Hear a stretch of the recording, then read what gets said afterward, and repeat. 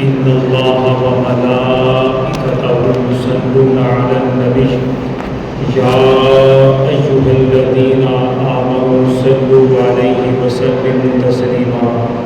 کوئی زبان خاموش نہ رہے، بآواز بلند درود پاک پڑھ لیجیے. الصلاۃ والسلام علیک یا سیدی یا رسول اللہ.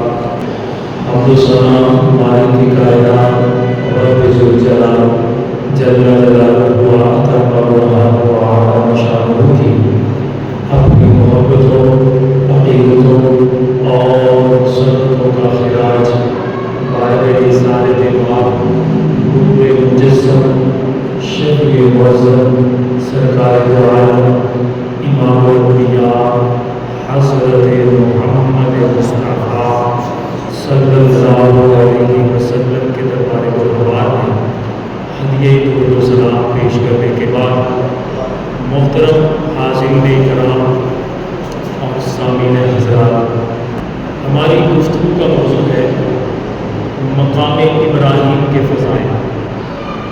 اللہ کے عالم سے دعا ہے کہ ان مقامات کی برکات ہمیں بھی لینا نصیب فرمائے.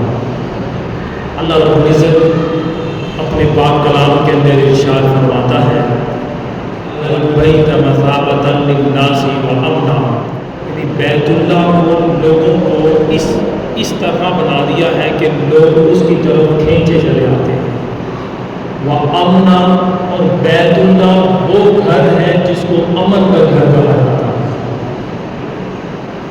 اور رب کائنات ارشاد فرماتا ہے ہمارے موضوع کے مطابق وَاتَّخِذُوا مِن مَّقَامِ إِبْرَاهِيمَ مُصَلًّى، ابراہیم علیہ السلام کے کھڑے ہونے کی جگہ کو نماز کی جگہ بنا دو.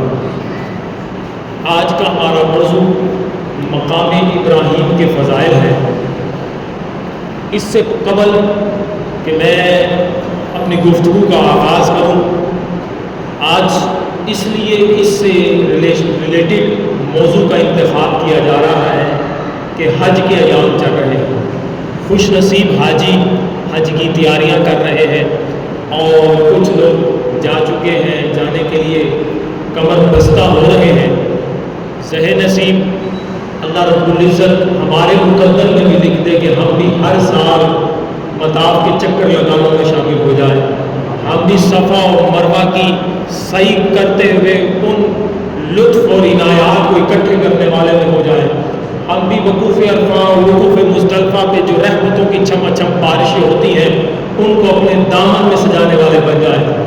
اے کاش کہ ہم بھی ہر سال رب کے بعد ہمارے مقدر میں لکھ دیں کہ ہم بھی حج بیت اللہ کی سعادت پائیں اور میٹھے مدینے کی بات اور حاضری پائیں. تو اسی نسبت سے حج کے اندر جب حاجی حج کے لیے جاتا ہے تو وہ ان مقامات متبرکہ پر حاضری دیتا ہے. اس میں ایک متبرک مقام ابراہیم ہے.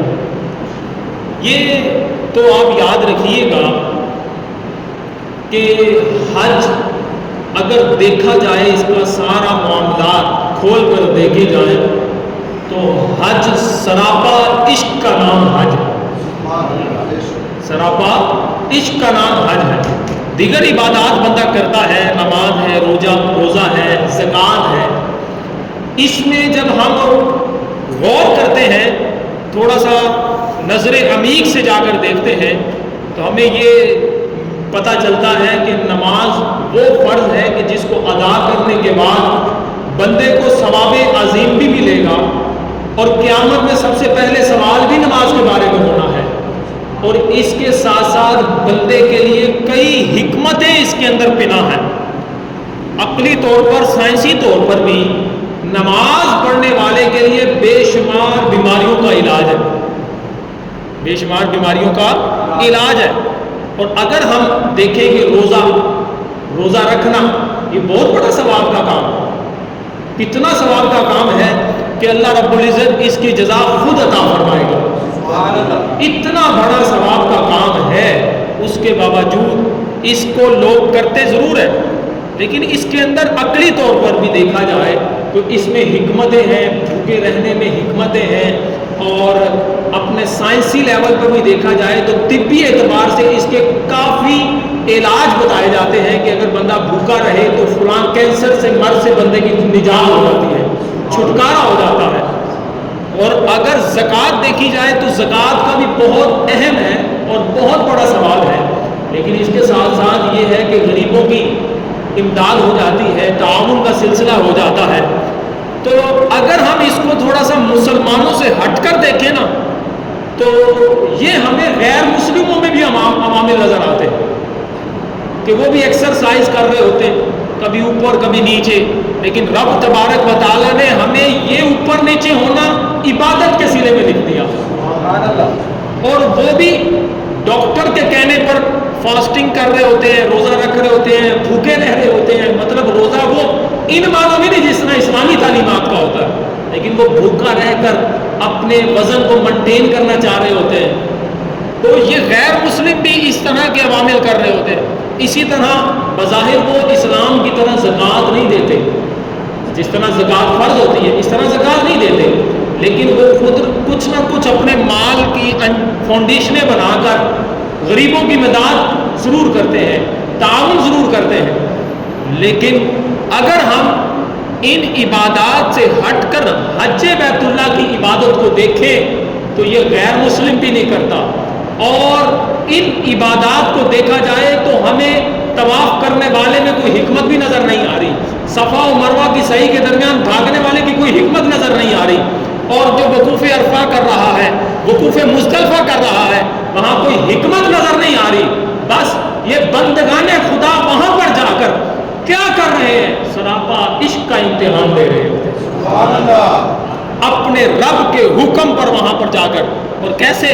آپ دیکھیے، یہی تو مزاج اسلام ہے، یہی مزاج اسلام ہے کہ بندہ کیا کرتا ہے، ایک وہ بندہ جو ہزاروں کا سوٹ پہنتا تھا، ہزاروں کے بٹن لگواتا تھا، اور اپنے سوٹ کے سلائی کے لیے انتخاب کرتا تھا، ٹاپ کا ٹیلر انتخاب کرتا تھا، اور ہزاروں روپے اپنے بال کو سیٹ کروانے کے لیے لگاتا تھا۔ یہ جو ہزاروں روپے خرچ کرنے والا اور کئی ہزار کی جوتیاں خریدنے والا، آج یہ اپنے رب کے حکم پر سر تسلیم خم کہتے ہوئے بغیر سلا لباس 2 چادروں میں ملبوس اور عبادت الہی بجا لاتے ہوئے کبھی طواف کر رہا ہے، دیوانہ وار کبھی وہاں پر گھوم رہا ہے، کبھی صفا و مروہ کی سعی کر رہا ہے، اور کبھی چلا جاتا ہے مزدلفہ میں، کبھی عرفات میں، کبھی مینا میں قربانی کر رہا ہوتا ہے، واپس آتا ہے طواف زیارہ کے بعد وہ اپنے سر کے بالوں کو منڈوا لیتا ہے، حلق کر لیتا ہے۔ پوچھا جائے کیوں کر رہا ہے، کہتا ہے حکمت کوئی پتہ نہیں ہے، لیکن اتنا پتہ میرے رب کا حکم ہے۔ تو اس کے حکم پر اپنے سر تسلیم خم کر لینا اسلام کا یہی مزاج ہے، یہ ہمیں اسلام سکھاتا ہے۔ اور دوسرا مزاج اسلام کا یہ ہے کہ اپنے صالحین، بزرگ، اولیاء کاملین اور انبیاء کرام علیہ رضوان علیہ السلام اور صحابہ کرام علیہ رضوان کے ساتھ تعلق کو قائم کرنا، ان کے نقشے پر قدم پر چلنا۔ اللہ رب العزت پارہ 1 ابتدائی سورت کے اندر، ہم ہر نماز میں یہ سورت کی تلاوت کرتے ہیں اور یہ پڑھتے ہیں، صراط الذین انعمت علیہم، یا اللہ ہمیں ان کے راستے پر چلا جن پر تو نے انعام کیا۔ انعام یافتہ لوگ کون ہیں؟ صدیقین ہیں، شہداء ہیں، صالحین ہیں، اولیاء کاملین ہیں، کرام ہیں۔ یہ ہے نیک لوگ جن پر رب نے انعام کیا ہے، یہ ان کے نقش قدم پر چلنے کی ہم دعائیں کرتے ہیں، ہر نماز میں دعا کرتے ہیں۔ یہ بھی اسلام کا مزاج ہے کہ اسلام روحانی طور پر ان بزرگان دین سے تعلق قائم کرے۔ اسلام سکھاتا ہے کہ اپنا تعلق ان نیک لوگوں کے ساتھ قائم کرے۔ اور اگر ہم حج کی عبادات کو دیکھیں، حج کے عوامل دیکھیں، تو سارا کا سارا حج ہمیں بتاتا ہے یہ کسی نیک لوگوں کی اداؤں کو بندے آج تک ادا کر رہے ہیں۔ جب حضرت ابراہیم علیہ نبی علیہ السلام نے خانہ کعبہ کی تعمیر کر لی، تعمیر کرنے کے بعد آپ نے اپنی اس شاہکار کو دیکھنے کے لیے چکر لگایا، وہ چکر میں رب کو اتنا پسند آیا، فرمایا ابراہیم قیامت تک میرے بندے اسی طرح طواف کرتے رہیں گے۔ سبحان اللہ۔ یہ سنت ابراہیمی کو ادا کیا جا رہا ہے۔ اور اگر صفا و مروہ کی سعی دیکھ لیں وہ کیا ہے، حضرت ابراہیم علیہ السلام کی زوجہ محترمہ حضرت ہاجرہ نے اپنے بیٹے کی پیاس کے لیے صفا سے مروہ، مروہ سے صفا کی طرف دوڑے لگائی، چلی۔ اللہ رب العزت کو اس نیک اللہ کی ولیہ کی یہ ادا اتنی پسند آئی، قیامت تک کے لیے حاجی وہاں پر جاتا ہے، صفا و مروہ کی صحیح کرتا ہے۔ یہ ہے نیک اولیاء کرام کے نقش قدم پر چلنے کی دلیل کہ ان کے راستے پر چلنا، الذین انعمت علیہم، یا اللہ ہمیں ان کے نقش قدم پر چلا جن پر تو نے انعام کیا ہے۔ اللہ نے ان اداؤں کو زندہ رکھنے کے لیے قیامت تک کے لیے اپنے بندوں پر لازم کر دیا ہے کہ جو میرے گھر کے لیے تڑپتے ہیں وہ جب یہاں پر آئیں تو طواف بھی کریں اور صفا و مروہ کی سعی بھی کریں۔ اور پھر اگر وقوف اگر مینا کی قربانی دیکھی جائے وہ کیا ہے، وہ بھی تو یاد ہے حضرت اسماعیل علیہ نبینا علیہ السلام کی قربانی کی، وہ بھی ایک یاد ہے۔ اور کنکریاں مارنا اس میں کیا حکمت ہے، کوئی حکمت نہیں، بس حضرت اسماعیل علیہ نبینا علیہ السلام کو شیطان نے وہاں پر کھڑے ہو کر ورگلایا تھا، ان ہتھ کنڈوں سے بچانے کے لیے اپنے لخت جگر کو شیطان کو حضرت ابراہیم علیہ السلام نے کنکریاں ماری تھی، وہ ہر حاجی کے لیے لازم کر دی، واجب کر دی گئی کہ وہ یہاں پر آئے اور آ کر اس شیطان کو کنکریاں مارے، حقیقتاً اپنے نفس و شیطان کو مارے۔ یعنی گویا کہ حج سارے کا سارا نیک لوگوں، اولیاء کاملین، انبیاء علیہ السلام کی اداؤں کو بندہ وہاں پر جا کر ادا کرتا ہے۔ اس سے پتہ چلا کہ حق لوگوں کا ساتھ دینا، ان سے تعلق قائم کرنا اور ان کی پیروی کرنا اور ان کے نقش قدم پر چلنا، یہ اسلام کا مزاج بھی ہے اور تعلیمات اسلام کے عین مطابق ہے۔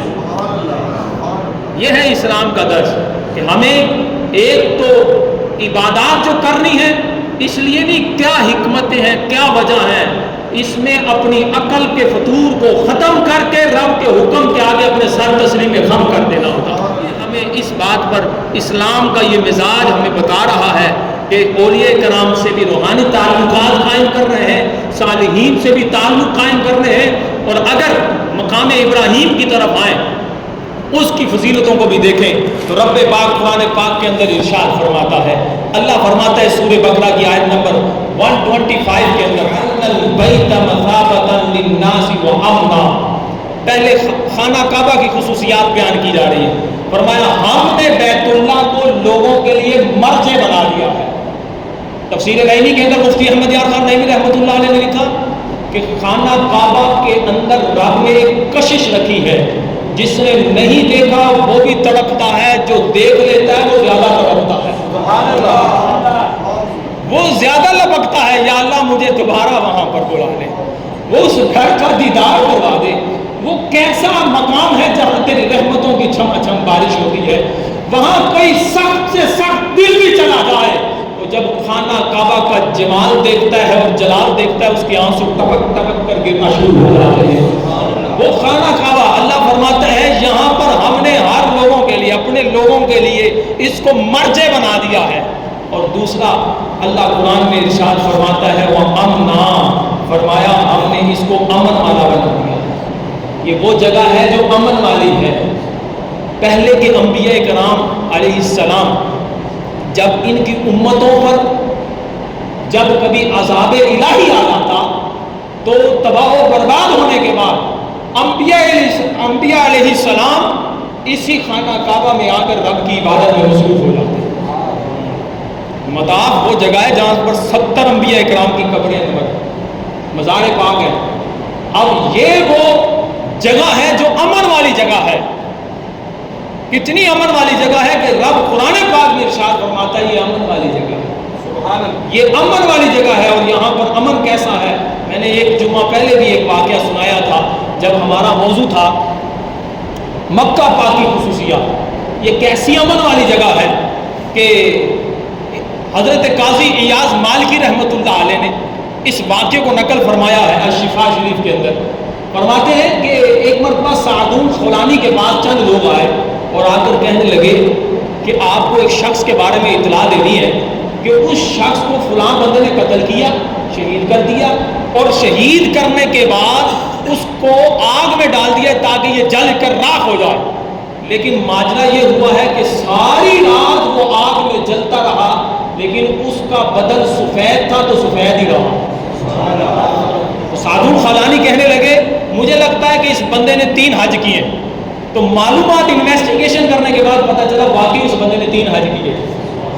تو پھر کہنے لگے مجھے یہ خبر پہنچی ہے جس نے 1 حج کیا اس نے اللہ کا فرض ادا کیا, جس نے 2 حج ادا کیے اس نے رب کی طرف اپنا قرض بڑھا دیا, اور جس نے 3 حج ادا کیے اللہ رب العزت اس کے جسم اور بالوں کو جہنم کی آگ سے محفوظ فرما دیتا ہے. تو جب جس بندے نے 3 حج کیے ہوں, تیسرے حج کی وجہ سے اس کے جسم اور بالوں کو آج جہنم کی آگ نہیں جلا سکتی, دنیا کی آگ کیسے جلائیں گے؟ کتنی شانیں ہیں حج کرنے والے حاجی کی, اور پھر وہاں پر شانیں دیکھیے کہ وہاں کی ہر چیز کی نسبت ہے نیک لوگوں کے ساتھ. آئیے اللہ فرماتا ہے آگے وَاتَّخِذُوا مِن مَّقَامِ إِبْرَاهِيمَ مُصَلَّى, اور ابراہیم کے کھڑے ہونے کی جگہ کو نماز کی جگہ بنا لو, مصلی بنا لو. یہاں پر بخاری و مسلم شریف کی حدیث مبارکہ ہے کہ اللہ کے نبی نے حضرت عمر بن خطاب رضی اللہ تعالیٰ عنہ, بولیے رضی اللہ تعالیٰ عنہ, ان کو ساتھ لیا اور ایک جگہ پر آپ لے کر چلے گئے. فرماتے ہیں تھوڑی دور لے جا کر فرمانے لگے کہ یہ مقام ابراہیم. تو حضرت عمر فاروق اعظم رضی اللہ تعالیٰ عنہ بارگاہ رسالت میں عرض کرنے لگے یا رسول اللہ اس کو کیوں نہ ہم نماز کی جگہ بنا لیں, یعنی مصلی بنا لیں. تو نبی پاک صلی اللہ علیہ وسلم نے ارشاد فرمایا ابھی مجھے اس کا حکم نہیں آیا. حضرت عمر فاروق اعظم رضی اللہ تعالیٰ عنہ فرماتے ہیں اس رات کی شام کو رب پاک نے اس آیا مبارکہ کا نزول فرما دیا وَاتَّخِذُوا مِن مَّقَامِ إِبْرَاهِيمَ مُصَلَّى, یعنی گویا کہ یہ آیا مبارکہ حضرت عمر فاروق اعظم رضی اللہ تعالی عنہ کے مشورے کے مطابق نازل ہوئی ہے. تو جن کی شان یہ ہو کہ ان کے مشورے کے مطابق رب پاک قرآن کا نزول فرماتا ہوگا, ان کی اپنی شان کا کیا عالم ہوگا؟ وہ سیدنا فاروق اعظم رضی اللہ تعالیٰ عنہ کی شان کا کیا عالم ہوگا؟ یہ دیکھو کہ جن کے مشورے پر رب پاک نے قرآن کی آیت, اور ایک نہیں بعض لوگوں نے بلکہ موافقات عمر پوری ایک تحقیق ہے اور کتابیں شائع ہوئی ہیں, اس کے مطابق لکھا ہے کہ حضرت عمر رضی اللہ تعالی عنہ کے مشورے کے مطابق 20 یا 20 سے زائد آیات قرآن نازل ہوئی ہیں. یعنی اتنے کمال کے جلیل القدر صحابی کریم, اتنے پائے کہ اللہ رب العزت نے ان کو علم عطا فرمایا کہ 20 یا 20 سے زائد اللہ رب العزت نے ان کے مشورے کے مطابق قرآن کی آیات نازل فرمائی. سوچو کہ حضرت عمر کی شان اتنی ہے, اور جو حضرت عمر رضی اللہ تعالی عنہ کے خلاف بولتے ہوں گے وہ کتنے برباد لوگ ہوں گے, کتنے بدبخت لوگ. ہمیں ابراہیم کیا ہے؟ مقام ابراہیم جب اللہ رب العزت کے نبی حضرت ابراہیم علیہ نبی علیہ السلام رب کے حکم پر خانہ کعبہ کی تعمیرات کر رہے تھے, تو تعمیرات کا سلسلہ جب قد کے برابر ہو گیا تو اپنے بیٹے حضرت اسماعیل علیہ نبی علیہ السلام کو بھیجا کہ جا کر کوئی پتھر لے آئیں تاکہ ہم اس پر سوار ہو کر چڑھ کر آگے تعمیرات کا سلسلہ بڑھائیں. تو حضرت اسماعیل علیہ نبی علیہ السلام جا رہے تھے تو رستے میں حضرت جبرائیل امین علیہ السلام حاضر ہوئے اور فرمانے لگے کہ آؤ میں تمہیں پتھر دکھاتا ہوں, یہ 2 پتھر ہیں, ان دونوں پتھر حضرت آدم علیہ نبی علیہ السلام کے ساتھ جنت سے تشریف لائے. جب حضرت آدم جنت سے آئے, یہ پتھر بھی جنت سے آئے ہیں, ان دونوں پتھروں کو لے جاؤ, ایک پتھر کو خانہ کعبہ کی دیوار میں لگا دیجئے گا اور ایک پتھر کو استعمال کر لیجئے گا دیواریں تعمیر کرنے کے لیے.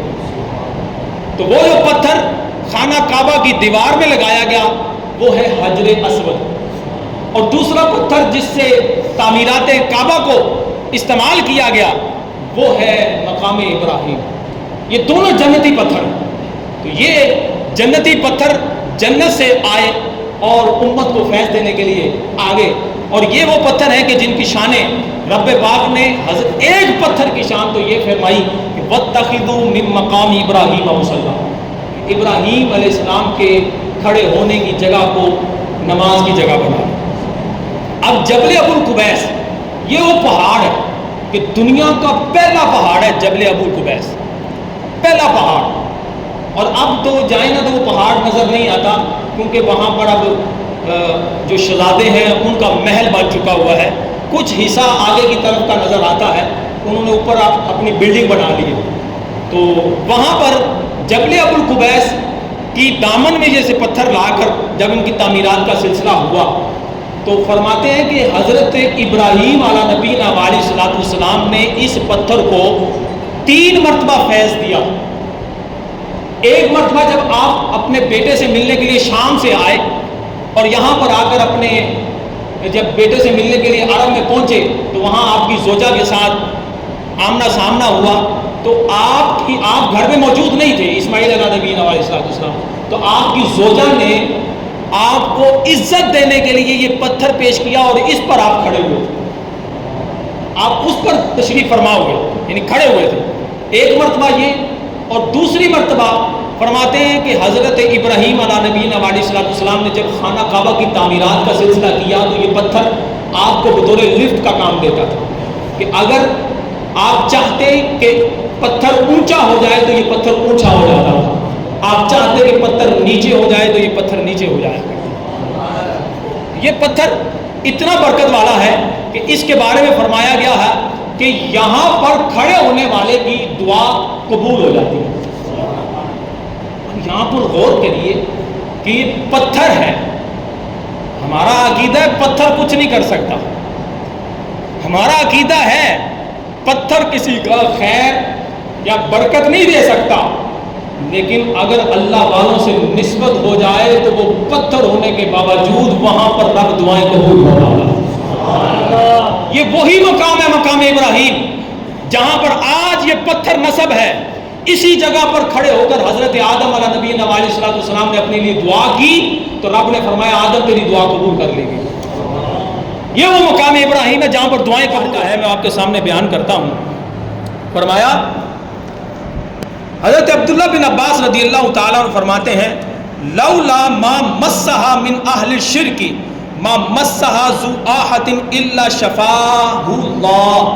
فرمایا اگر اس پتھر کو اہل شرک نہ ہاتھ لگاتے تو رب نے اس پتھر کو یہ طاقت عطا فرمائی تھی کہ کوئی بھی دنیا کا بیمار آتا اس کو چھوتا رب اس کو شفا عطا فرمایا. یعنی رب نے اتنی طاقت عطا فرمائی تھی اس پتھر کی. یہاں پر ایک سبق سیکھنے کا کہ پتھر شفا دے رہا ہے. پتھر کی جگہ پر کھڑے ہو کر دعا مانگے دعائیں مستجاب ہو جاتی ہیں. اس پتھر کی ویلیو کب بڑھی، اس کی شان و شوکت کو عروج کب ملا جب اس کی نسبت حضرت ابراہیم علیہ السلام. تو جب اللہ کے نیک بندوں کے ساتھ اگر پتھر جیسی کی بھی نسبت ہو جائے تو وہ بھی شفا دینے لگ جاتا ہے. تو اگر اولیاء کاملین کے پاس جائیں اور ان کے مزارات پر حاضری دے کر دعا مانگے تو اللہ کے نیک بندوں سے تو تعلق قائم کرنا حج کا مزاج ہے. حج تو ہمیں بتا ہی یہ رہا ہے کہ صفا و مروہ کی سعی کس کے نے کی ہے؟ وہی حضرت حاجرہ جو اللہ کی ولیاں ہیں انہیں کی ادا کو ادا کر رہے ہیں. تو اللہ کے نیک بندے جو اہل حق ہیں ان کی بارگاہ میں جانے سے کوئی منع نہیں کرنا چاہیے بلکہ ان پر برکتیں ملتی ہیں. اور پھر کیا ہے، صحابی رسول فرماتے ہیں کہ حضرت ابراہیم علیہ السلام اس کو مصلی بناتے تھے، مطلب اپنے آگے رکھتے تھے. بندے کے درمیان اور خانہ کعبہ کے درمیان یہ مصلی ہوا کرتا ہے. ابھی ہمارے لیے حکم کیا ہے کہ ابراہیم علیہ السلام کے کھڑے ہونے کو مصلی بنایا جائے. اب غور کریں، آپ خود ہی سوچیں کہ جب میں کسی چیز کو اپنے آگے حائل کروں گا تو میرے سامنے کھڑی چیز کے خیالات میرے ذہن میں آئیں گے؟ بتائیے گا. آئیں گے. اب ابراہیم علیہ نبی علیہ السلام ابراہیم یعنی وہ جنتی پتھر کے سامنے رکھ کر آپ کھڑے ہو رہے ہیں. اور ابھی ہمارے لیے بھی حکم ہے کہ جب بندہ طواف کر لے تو 2 رکعتیں واجبہ طواف کی مقام ابراہیم پر ادا کرے. بہتر تو یہ ہے کہ وہاں پر جگہ مل جائے تو ادا کرے، مگر نہ طواف چل رہا ہوتا ہے اور کچھ لوگ بیچارے درمیان میں شروع کر دیتے ہیں، تو آنے والوں کے لیے بھی پریشانی ہوتی ہے. جو جگہ بنائی ہوتی ہے وہاں پر جا کے نماز ادا کرے.